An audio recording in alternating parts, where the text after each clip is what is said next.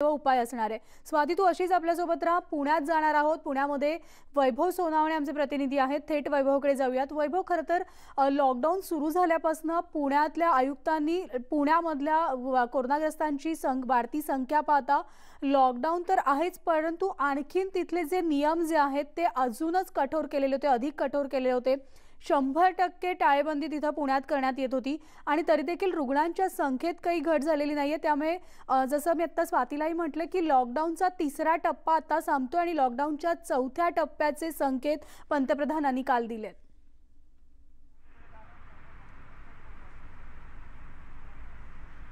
मनाली, तू जसं म्हणालीस त्याच पद्धतीनं कंटेनमेंट जो आहे त्या कंटेनमेंटमध्ये 100% टाळेबंदी जी आहे ती महापालिकेने केलेली होती आणि त्याची अत्यंत कठोर अंमलबजावणी जी आहे ती आता 17 तारखेपर्यंत 10 तारखेपासून 17 तारखेपर्यंत करण्यात येणार आहे। अगदी त्यासाठी महापालिकेनं जीवनावश्यक वस्तूंच्या किट्स जे आहेत त्या घरोघरी पोहोचवल्यात। आतमध्ये आणि बाहेर जाणारे रस्ते जे आहेत ते पत्रे मारून सील करण्यात आलेले आहेत। मात्र त्याच वेळेस शहराचा उर्वरित भाग जो आहे, जवळपास 90% भाग जो आहे शहराचा, तो खुला करण्यात आलेला आहे। 7 ते 7 या वेळेमध्ये दुकानं उघडण्याला परवानगी देण्यात आलेली आहे। मात्र असं जरी असलं तरी अजूनही लोक जे आहेत ते काही फार घराबाहेर पडले नाही किंवा अपेक्षित दुकानांची संख्या जी आहे ती उघडली नाही। व्यापारी महासंघानं ज्यांचे 50,000 सभासद आहेत त्यांनी स्पष्ट केलं की जोपर्यंत लॉकडाऊन अधिकृतरित्या उठत नाही तोपर्यंत आम्ही दुकानं सुरू करणार नाही। या सगळ्या पार्श्वभूमीवरती आता कोरोनाचं नेमकं काय होणार याबाबत सुद्धा प्रचंड अनिश्चितता होत्या। लॉकडाऊन सुरू राहणार की संपणार याबाबत आता राज्य सरकार निर्णय घेईल। मात्र या सगळ्या पार्श्वभूमीवरती कालच्या दिवसभरामध्ये पुणे महापालिकेत 91 रुग्ण जे आहेत पुणे महापालिका क्षेत्रातले ते नव्यानं वाढलेले आहेत। संख्या जी आहे ती 2573 वरती जाऊन पोहोचलेली आणि मृत्यू जे आहेत ते काल 5 जणांचे मृत्यू झालेले होते।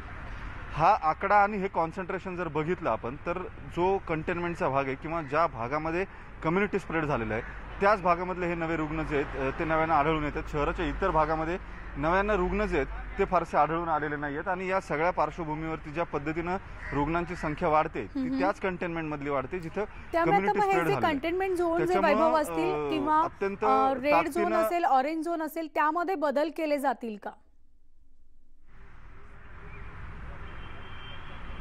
रुग्णांची संख्या ज्याप्रमाणे खालीवरती होईल त्याप्रमाणे हे झोन जे आहेत ते बदलले जाईल। आता केंद्रीय समिती जी आहे तिची तिसरी टीम ही काल पुण्यामध्ये येऊन गेली।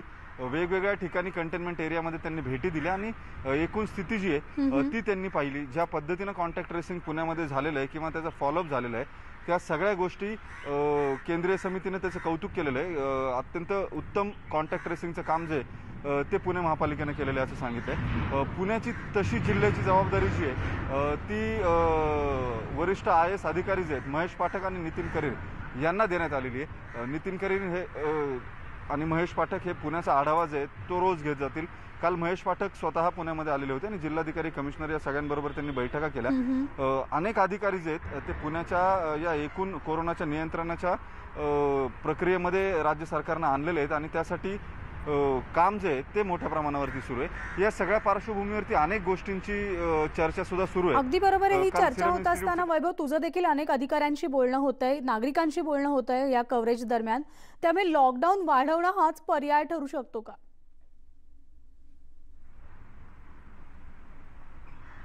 मनाली, अतिशय संमिश्र मत आहेत या सगळ्याबाबत।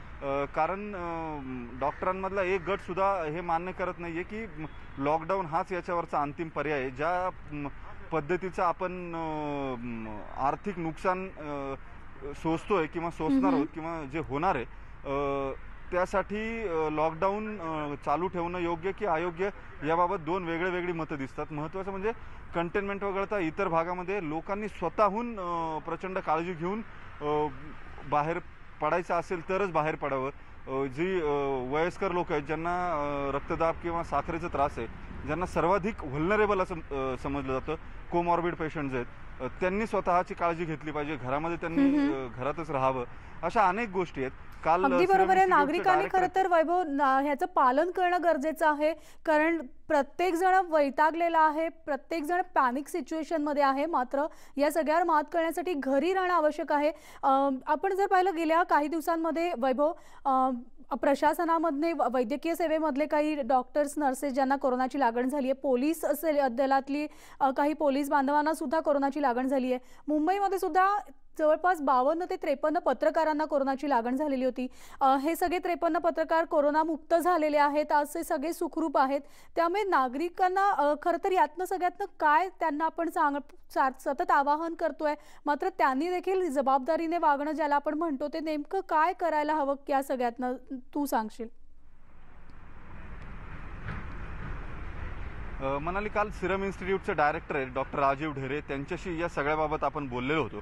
दोन अत्यंत महत्त्वाच्या गोष्टी त्यांनी सांगितलेल्या होत्या, ज्याच्यामध्ये तुमच्या चेहऱ्यावरचा हा मास्क जो आहे, हा मास्क तुमच्या सौंदर्याचा एक भाग म्हणून तुम्ही इथून पुढे कॅरी करायला सुरुवात करा, असं त्यांनी सांगितलेलं होतं। याचं कारण पुढचे 6 महिने जगभरात कुठल्याही संस्थेनं देशानं काहीही क्लेम करू देत, पण पुढचे 6 महिने कोरोनावरची लस जी आहे ती बाजारामध्ये येऊ शकणार नाही। संशोधन आणि परीक्षण अशा 2 टप्प्यांवरती या लसींचं काम केलं जातं, ज्याच्यापैकी संशोधनाचं काम जरी पूर्ण झालेलं असलं तरी परीक्षण हा अत्यंत महत्त्वाचा आणि कालबाधित अशा स्वरूपाचा टप्पा आहे। एका विशिष्ट कालमर्यादेपर्यंत त्याची चाचणी जी आहे ती करत राहावी लागते आणि त्यानंतरच ही लस किंवा वॅक्सिन जे आहे ते बाजारामध्ये आणलं जाऊ शकतं योग्य परीक्षणानंतर। त्याच्यामुळे आणखी 6 महिने तरी कोरोनावरती कुठली लस येणार नाही असं ते खरं तर ही खूप महत्त्वाची आणि गंभीर बाब आहे।